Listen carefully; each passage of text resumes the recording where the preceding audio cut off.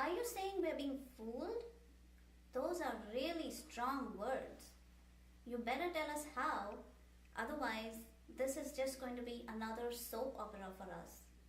Okay, Sheila, I will. I'll keep it simple.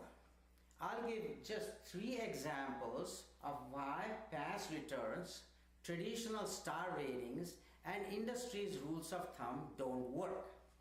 Let's talk about example 1 in this session. A mantra we all hear from brokers, fund companies, and advisors is if you want high returns, you must be willing to take high risk. This high risk for high return mantra is a totally flawed notion. The Nobel laureate Dr. Harry Markowitz proposed the modern portfolio theory, and he proved that efficient portfolios demand higher risk to get higher return. Now watch my lips. Watch my lips again. Efficient portfolios. The investment industry thought that the word efficient is not important. So they omitted the word efficient and started repeating the mantra of high risk for getting high return for all portfolios. However, the word efficient is extremely vital. Very few mutual funds, if at all any, are efficient portfolios. They do not behave as efficient portfolios. Dr. Markowitz was right, but the industry representation of his theory is dead wrong.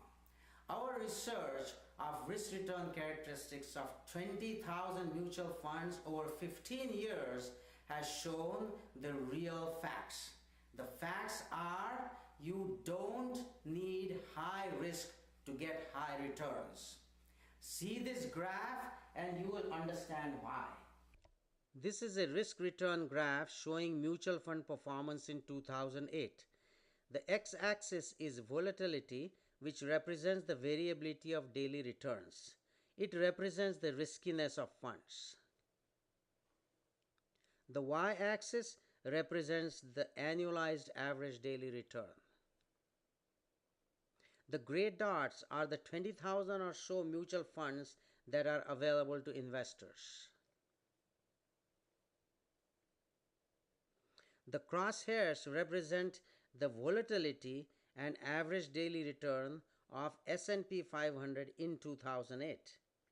S&P 500 had an average daily return of minus 20% and a volatility of 27% in 2008.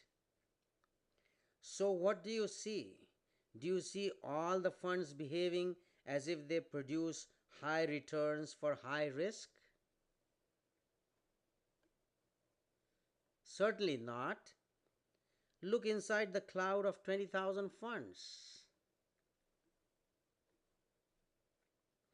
This fund where my pointer is has an average daily return of minus 10% in 2008 and a volatility of 32%, which is much higher than that of S&P 500 in the same time period. But there are all these other funds which have higher average daily return for the same volatility. There are hundreds of these funds here. And these funds along the horizontal line to the left have about the same returns but much lower volatility than the fund where my arrow is. Is this not amazing? So if an advisor or broker tells you that you need to take high risk and invest in this fund where my arrow is to get this kind of return, you should be smart enough to point out that there are all these other funds, hundreds of them, that had higher return but lower volatility. All these other funds had higher return but lower volatility than all these funds here than the fund where my arrow is.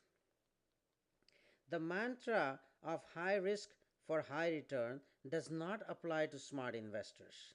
Smart investors don't get fooled by it.